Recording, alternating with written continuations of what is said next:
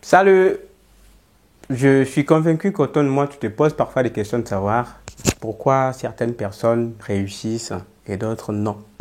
Je suis tout de même convaincu que tu connais au moins une amie ou un ami dans ton entourage qui, malgré le fait que vous soyez soumis aux mêmes conditions de la vie, conditions socio-économiques justement, mais en dépit de tout ça, il a pu sortir la tête de l'eau et a pu réaliser ses rêves.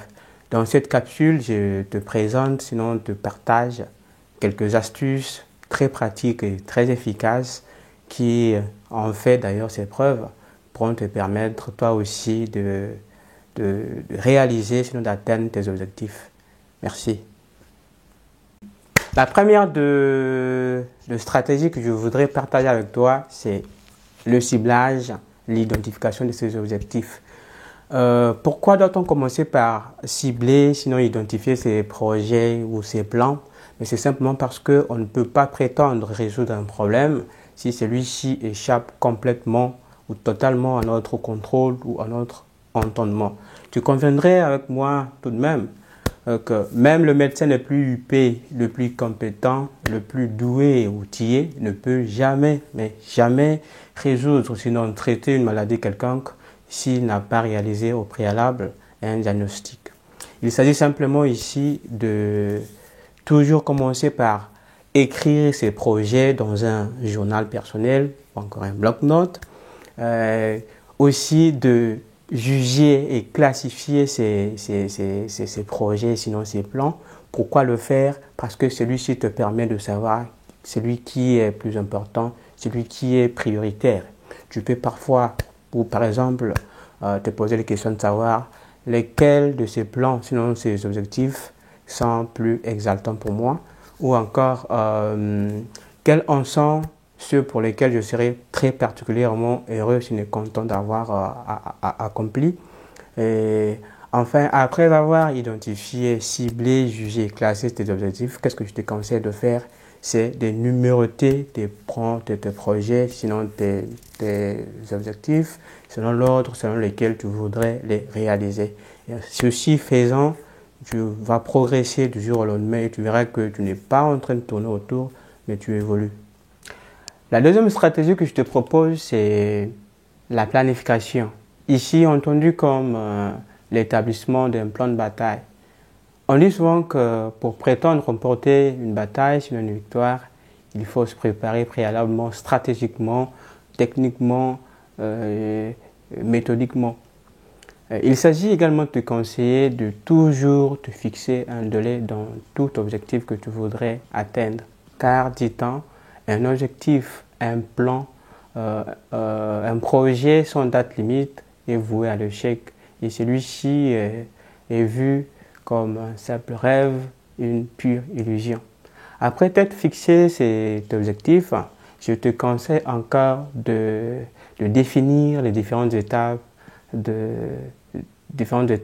d'action et de réaction. Ensuite, anticipe les différents obstacles auxquels tu pourrais faire face tout en réfléchissant à la manière de les surmonter. Enfin, je te propose également de te promettre, sinon te faire un engagement sur l'objectif à atteindre. Mais comment faire? Il suffit juste d'être discipliné, beaucoup rigoureux ou rigoureuse, beaucoup déterminé afin de parvenir à réaliser ces objectifs-là. Car tu sais comme moi que ceux qui réussissent sont ceux-là qui osent, ceux qui prennent le risque, ceux qui prennent la décision, ceux qui passent à l'action. Je prends un exemple simple. Si par exemple ton objectif de l'année c'est d'apprendre une nouvelle langue étrangère, cas de l'espagnol par exemple, la première des choses que je te conseille à faire c'est de te poser des questions de savoir pourquoi j'apprends cette langue. Quel sera l'apport de cette langue dans ma carrière, soit-elle professionnelle ou scolaire. Ensuite, il faut t'intéresser à la culture la culture, pour le cas de la langue espagnole, à la culture espagnole, t'intéresser aux films, aux séries télévisées, aux émissions en espagnol, te procurer de manuels, sinon de bouquins de conversation en espagnol. Il faut beaucoup écouter parler l'espagnol. Il faut côtoyer un cercle d'amis qui parlent espagnol.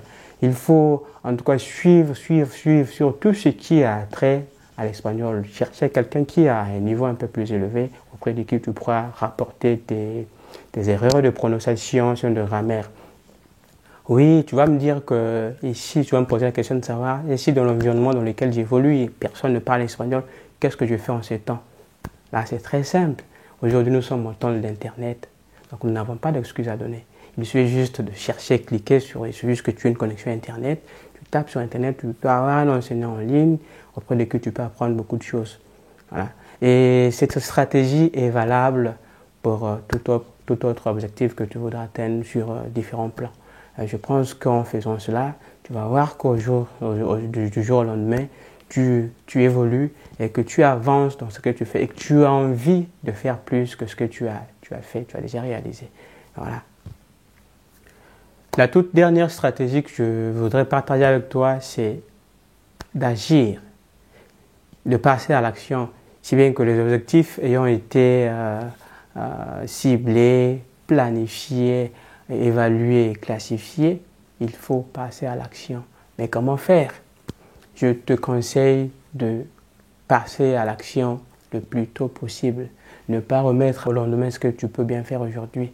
Parce qu'à force de procrastiner, tu vois que tu ne vas rien faire, tu vas tourner autour de la même réalité et tu ne vas rien atteindre. Tu ne vas rien atteindre. Le temps nous a prouvé que rien n'est imprévisible. La pandémie de coronavirus suffit pour nous prouver qu'il ne faut pas remettre au lendemain ce que tu peux bien faire aujourd'hui. Beaucoup de gens, en tout cas, ont vu des projets, des plans partir en fumée parce qu'ils se disaient que ouais, j'ai encore le temps, je peux me faire la fête, je peux me la péter. Et puis voilà, quand Corona est arrivé, tout est parti en fumée. Donc c'est juste pour te dire qu'il faut agir le plus tôt possible pour éviter que la fatigue prenne place et que tu perdes la motivation et tu ne peux plus rien faire. Le deuxième point que j'aimerais partager avec toi, toujours dans le sens d'agir, passage à l'action, c'est de faire le point quotidiennement de tout ce que tu as atteint comme progrès. Comment faire? Tu peux commencer par cocher chaque réalisation que tu fais, aussi minime soit-elle. Voilà. Ce faisant, tu peux te poser des questions de savoir sur le degré de l'évolution de ton travail. Est-ce que j'évolue ou je stagne? Et quand tu sens que tu es statique, tu stagnes, tu doubles encore les différentes stratégies. Le troisième point que je te conseille également, c'est de marcher dans l'imagination. Je veux par là dire qu'il faut que tu te protèges dans l'avenir, tu te vois en train de célébrer la réalisation de tes rêves et toute la joie que tu ressens quand ceux-ci sont accomplis. Alors je te pose une simple question. Es-tu prêt? Es-tu prête? Si oui, bébé, vas-y. Mais sinon, qu'est-ce que tu attends? Vas-tu encore continuer à être la victime de la vie? Vas-tu continuer à être la risée de ceux qui osent, ceux qui prennent le changement? Vas-tu continuer à être la honte de ta génération, la honte de tes parents? Je ne te conseille pas. Maintenant que vient de commencer une nouvelle année, quels sont tes objectifs? Quels sont tes projets? Quels sont tes plans? Vas-tu continuer à te contenter, sinon te consoler de ta situation actuelle? Je te conseille de retroucher les manches et de passer à l'action. Pourquoi? Parce que les résultats ne tombent pas du ciel. Je te rappelle tout de même que le vœu d'anniversaire de ceux de Nouvel An ne change pas notre situation. Si c'était le cas, on serait tous devenus les millionnaires. Pourquoi? Parce que chacun de nous a néanmoins passé un anniversaire de sa vie. Nouvelle année devrait pour toi dire nouvelles compétences, nouveau départ, nouveau regard vers le nouveau horizon. Ne reste pas dans la situation dans laquelle tu es maintenant, mais regarde vers l'avant, vers l'avenir. Et dis-toi que si je ne fais rien, rien ne sera fait pour moi. Et tu ne dois pas continuer à produire le même schéma que tu as produit des années antérieures. Sinon, tu seras en train de faire jouer le même jeu et les mêmes causes produiront les mêmes effets et ta situation ne va pas changer. Dis-toi que nouvelle année, nouvelles compétences, nouveau changement, nouveau départ. Et je suis convaincu que la vidéo t'a été utile et que tu as appris quelque chose à travers. Si ça n'a pas été comme tu l'aurais souhaité, en tout cas, merci de nous faire savoir dans les commentaires afin que dans les prochaines séances, nous essayions de voir comment apporter encore beaucoup d'améliorations pour être à la mesure de vous satisfaire, sinon de te satisfaire.